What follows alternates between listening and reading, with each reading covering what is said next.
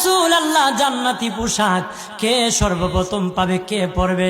নবী বলেন, আয়েশা রে, জান্নাতি পোশাক সর্বপ্রথম আমি রাসূলুল্লাহ পাবো, কিন্তু আমি নবী সর্বপ্রথম পরব না। সর্বপ্রথম ইব্রাহিম খলিলুল্লাহকে জান্নাতি পোশাক পরানো হবে। কেন জানুনি? ইব্রাহিম নবীকে নমরুদের আগুনে যখন ফেলে দেওয়া হয়েছিল, দুনিয়ার সব ছেড়ে দিয়েছিল, বাড়ি ছেড়ে দিয়েছিল, সম্পদ ছেড়ে দিয়েছিল, মা বাবা ছেড়ে দিয়েছিল, এমনকি গায়ের জামা যখন খুলে নেয়, ইব্রাহিম কয়েক কাপড় ছেড়ে দিতে পারি, আমার আসমানের মালিককে ছেড়ে দিতে পারি না।